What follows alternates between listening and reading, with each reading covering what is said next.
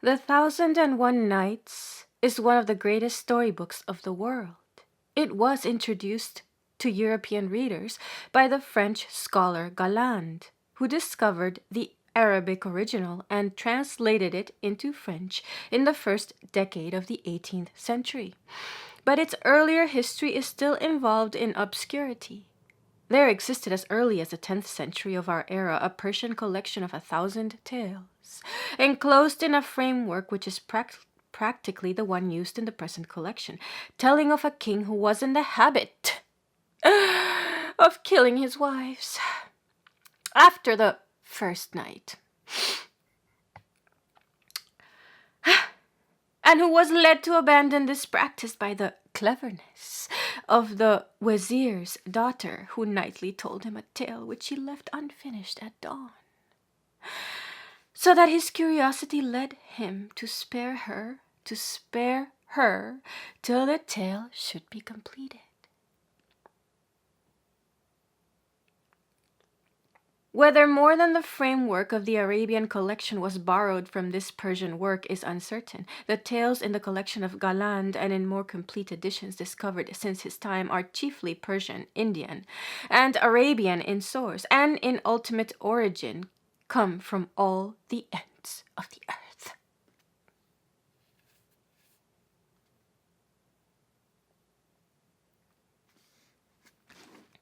No two manuscripts have precisely the same contents, and some of the most famous of the tales that here printed are probably not properly to be regarded as belonging to the collection, but owe their association with the others to their having been included by Galland. Thus, Ali Baba and the 40 Thieves is found in no Oriental version of the Nights, and Alaeddin and the Wonderful Lamp was long supposed to be in the same situation, though within recent years it has turned up in 2 manuscripts. Both the place and the date of the original compilation are still matters of dispute among scholars. Still matters of dispute. From such evidences as the detailed nature of the references to Cairo and the prevailing Mohammedan background, Lane argued that it must have been put together in Egypt, but this opinion is by no means universally accepted. By no means. As to date, estimates vary by several centuries. Burton, who believed in a strong Persian element, thought that some of the oldest tales, such as that of Sindibad, might be as old as the 8th century of our era. Some 13 he dated 10th century. Some 13 he dated 10th century, and the latest in the 16th. There is a fair amount of agreement on the 13th century as the date of arrangement in the present framework, though they were probably not committed to writing till some 2 centuries later. Of a collection of fables, fairy stories, and anecdotes of historical personages such as this, there can, of course, be no question of a single author, but before and after they were placed in the mouth of Scheherazade, they were handed down by oral recitation, the usual form of storytelling among the Arabs. As in the case of our own popular ballads, whatever marks of individual authorship any one story may originally have borne would be obliterated in the course of generations of tradition by word of mouth. Of the personality of an original editor or compiler even, we have no trace. Long after writing had to some extent fixed their forms, the oral repetition went on, and some of them could be heard in Mohammedan countries almost down to our own times. In the 200 years of their currency in the West, the stories of the Nights have engrafted themselves upon European culture. They have made the fairyland of the Oriental imagination and the mode of life of the medieval Arab, his manners and his morals, familiar to young and old, and allusions to their incidents and personages are wrought into the language and literature of all the modern civilized peoples. Their mark is found upon music and painting, as well as on letters and the common speech, as is witnessed by such diverse results of their inspiration as the music of Rimsky-Korsakov, the illustrations of Parrish, and the marvelous idealization of their background and atmosphere in Tennyson's Recollections of the Arabian Nights. Barsamede feast, open sesame, old lamps for new Solomon's seal, the old man of the sea, the slave of the lamp, the valley of diamonds, the rock's egg, Harun al-Rashid, and his garden of delight. These and many more phrases and allusions of everyday occurrence suggest how pervasive has been the influence of this wonder book of the mysterious East. The translation by E.W. Lane used here has been the standard English version for general reading for 80 years.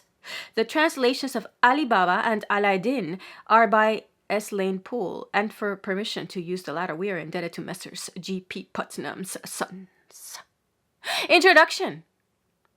In the name of God, the compassionate, the merciful. Praise be to God, the beneficent King, the creator of the universe, who hath raised the heavens without pillars, and spread out the earth as a bed, and blessing and peace be on the Lord of apostles, our Lord, and our Master Mohammed, and his family, blessing and peace, enduring and constant unto the day of judgment. Unto the day of judgment! To proceed, the lives of former generations are a lesson to posterity, that a man may review the remarkable events which have happened to others and be admonished, and may consider the history of people of preceding ages and of all that hath befallen them, and be restrained. And be restrained. And be restrained. Extolled be the perfection of him who hath thus ordained the history of former generations to be a lesson to those which follow. Such are the tales of 1,001 nights, with their romantic stories and their fables. It is related, but God alone is all-knowing, as well as all-wise, and almighty, and all-bountiful, that there was in ancient times a king of the countries of India and China, possessing numerous troops and guards and servants and domestic dependents. And he had 2 sons, one of whom was a man of mature age, and the other a youth.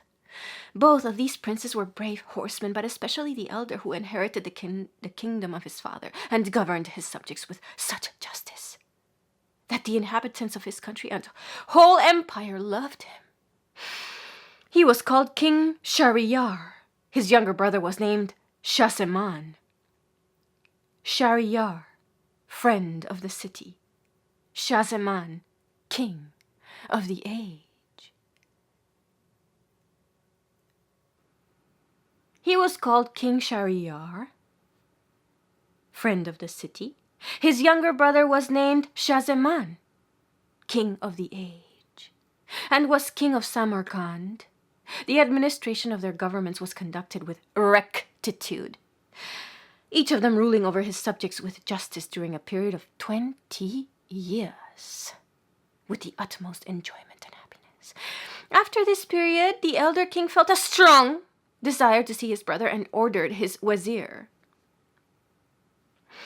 to repair to him and bring him. Having taken the advice of the wazir on this subject, he immediately gave orders to prepare handsome presents, such as horses adorned with gold, and costly jewels, and memluks, male white slaves, and beautiful virgins, and expensive stuffs. He then wrote a letter to his brother expressive of his great desire to see him, and having sealed it and given it to the wazir, together with the presents above mentioned, he ordered the minister to strain his nerves and tuck up his skirts and use all expedition in returning. Tuck up his skirts and use all expedition in returning. The wazir answered, without delay, I hear and obey, and forthwith prepared for the journey. He packed his baggage, removed the burdens, and made ready all his provisions within 3 days. And on the 4th day he took leave of the king Shahryar, and went forth towards the deserts and wastes.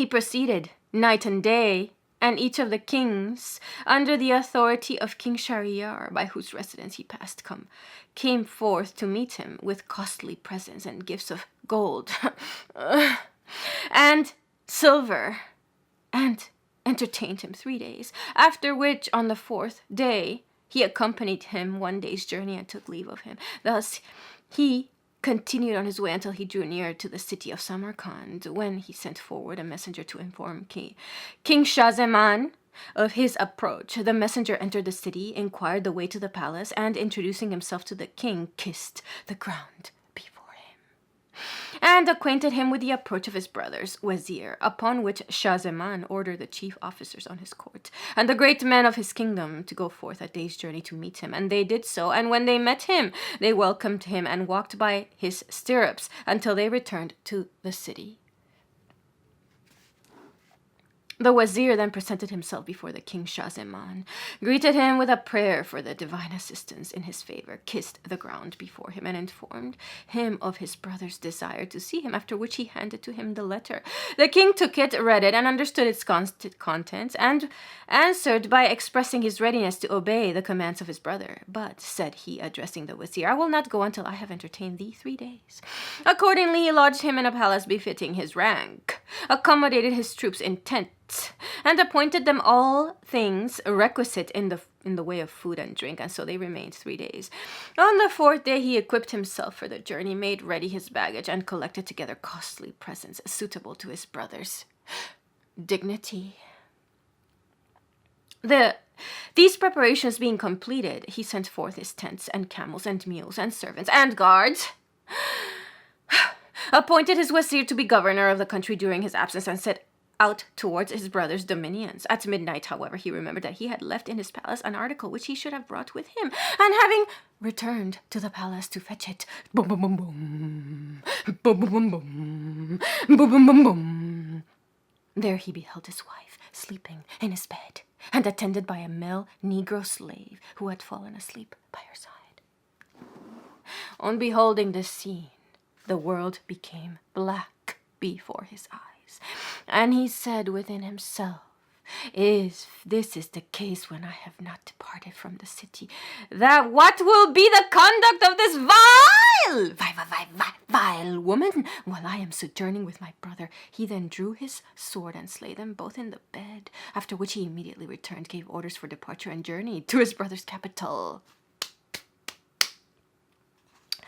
Shahryar, rejoicing at the tidings of his approach, went forth to meet him, saluted him, and welcomed him with the utmost delight. He then ordered that the city should be decorated on the occasion, and sat down to entertain his brother with cheerful conversation. But the mind of King Shah-Zaman was distracted by reflections upon the conduct of his wife. Excessive grief took possession of him, and his countenance became sallow, and his frame emaciated. His brother observed his altered condition, imagining that it was occasioned by his absence from his dominions, abstained from troubling him or asking respecting the cause until after the lapse of some days, when at length he said to him, O my brother, I perceive thy body is emaciated, and thy countenance is become sallow. He answered, O brother, I have an internal sore. And he informed him not of the conduct of his wife, which he had witnessed.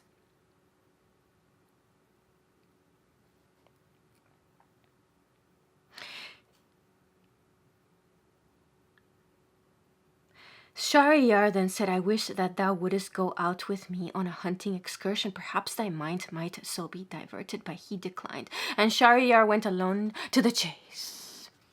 Now there were some windows in the king's palace commanding a view of his garden, and while his brother was looking out from one of these, a door of the palace was opened, and there came forth from it 20 females and 20 male black slaves, and the king's wife, who was distinguished by extraordinary beauty and elegance, accompanied them to a fountain, where they all disrobed themselves and sat down together.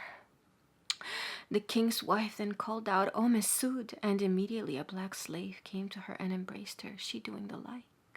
So also did the other slaves and the women, and all of them continued reveling together until the close of the day. By Allah! My affliction is lighter than this. His vexation and grief were alleviated, and he no longer abstained from sufficient food and drink.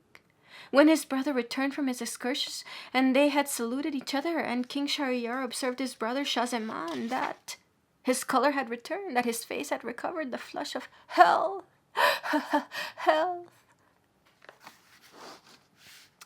and that he ate with appetite after his late abstinence, he was surprised and said, "O my brother, when I saw thee last, thy countenance was sallow, and now thy color hath returned to thee. Acquaint me with thy state.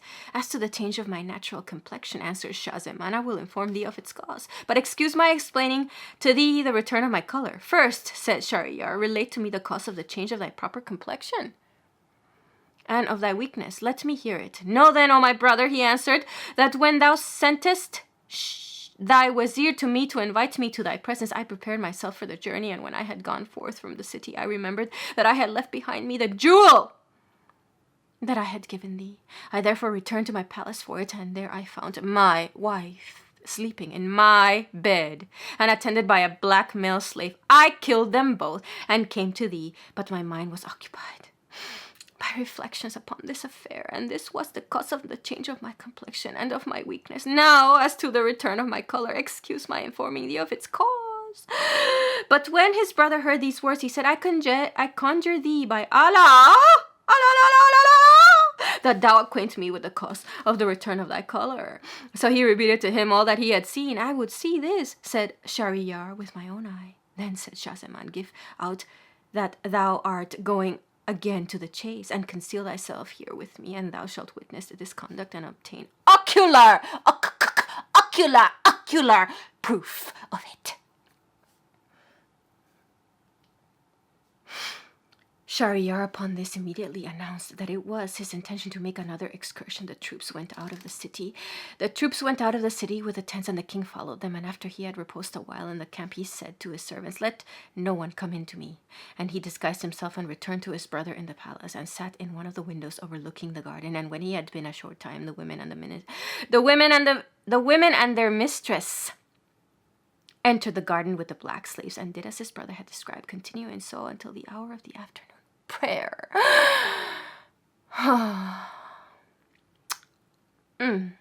When King Shahryar beheld this occurrence, reason fled from his head, and he said to his brother Shah-Zaman, "Arise and let us travel whither we please, and renounce the regal state until we see whether such a calamity as this have fallen any other person like unto us, and if not, our death will be preferable to our life." His brother agreed to his proposal, and they went out from a private door of the palace, and journeyed continually days and nights, until they arrived at a tree in the midst of a meadow by a spring of water on the shore of the sea. They drank of this spring and sat down to rest. And when the day had a little advanced, the sea became troubled before them, and there arose from it a black pillar ascending towards the sky and approaching the meadow. Struck with fear at the sight, they climbed up into the tree, which was lofty, and thence they gazed to see what this might be, and behold, it was a jinni. Sing, O jinn, Jenny, being created of fire. The species of jinn is said to have been created some thousands of years before Adam, according to a tradition from the Prophet. This species consists of 5 orders or classes, namely Jan, who are the least powerful of all, jinn, shaitans or devils, efrits, and marids. The last, it is added, are the most powerful, and the Jan are transformed jinn, like as certain apes and swine were transformed men. These terms, jinn and Jan, however, are generally used indiscriminately as names of the whole species, including the other orders above mentioned. Whether good or bad, the former term is the most common. Iblis is Satan, their king. Shaitan is commonly used to signify any evil jinn. An ifrit is a powerful evil jinni. A marid, an evil jinni of the most powerful class. The jinn, but generally speaking evil ones, are called by the Persians divs. The most powerful evil jinn, naras, which signifies males, though they are said to be males and females. The good jinn, paris, though this term is commonly applied to females. Commonly.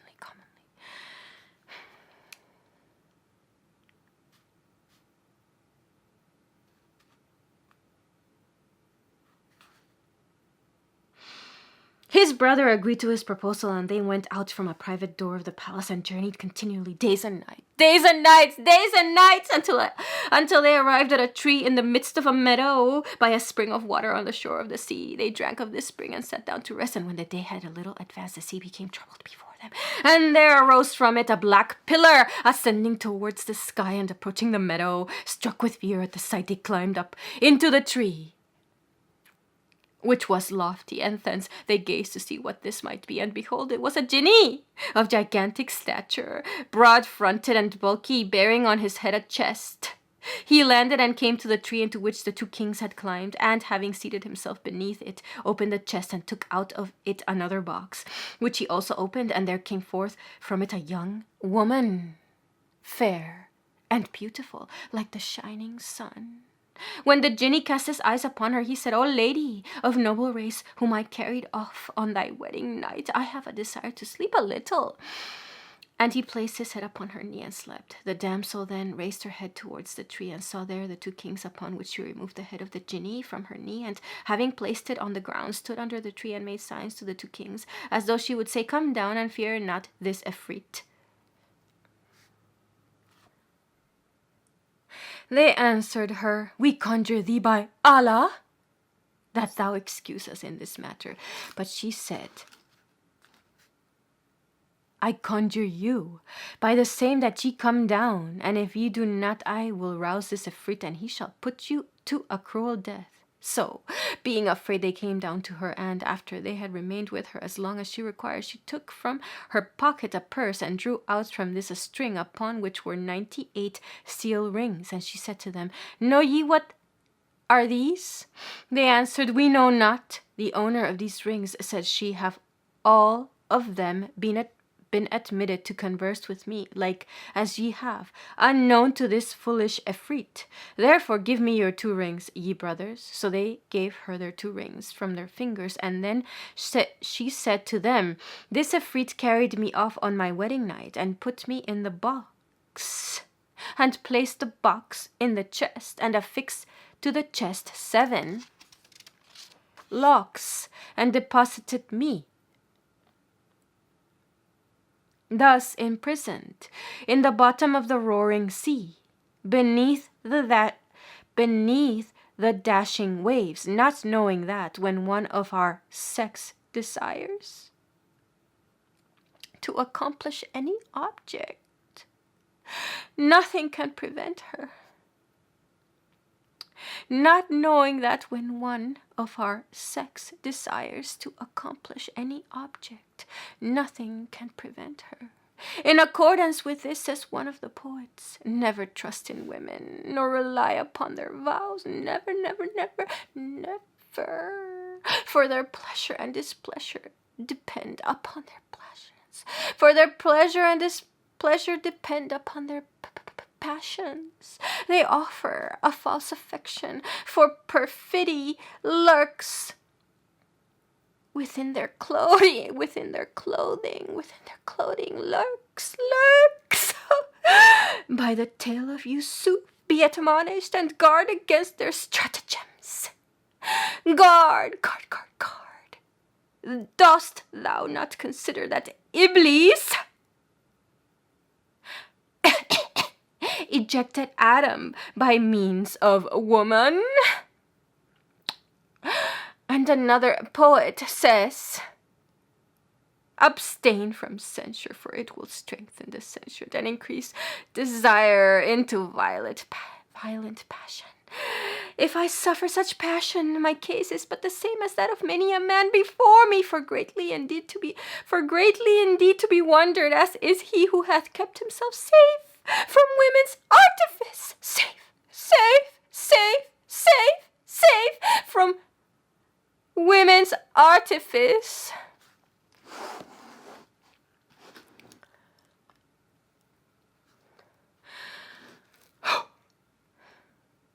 When the two kings heard these words from her lips, they were struck with the utmost astonishment, and said one to the other, If this is an affright, and a greater calamity hath happened unto him than that which hath befallen us, this is a circumstance that should console us. And immediately they departed and returned to the city.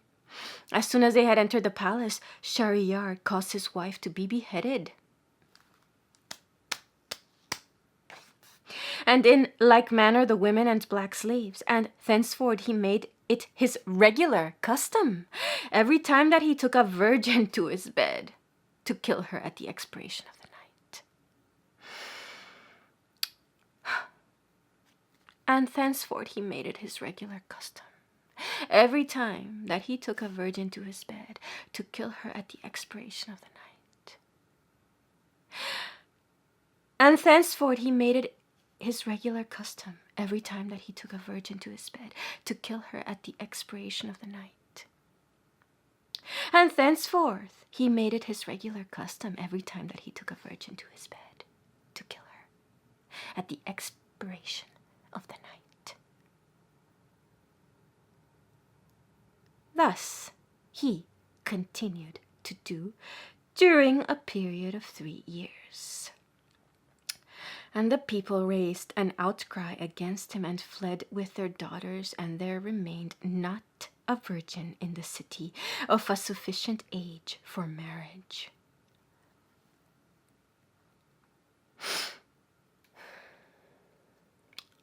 Such was the case when the king ordered the wazir to bring him a virgin according to his custom, and the wazir went forth and searched and found none. And he went back to his house enraged and vexed, fearing what the king might do to him. Now the wazir had 2 daughters, the elder of whom was named Shahrazad, and the younger Dunisad. The former had read various books of histories and the lives of preceding kings, and stories of past generations. It is asserted that she had collected together 1,000 books of histories.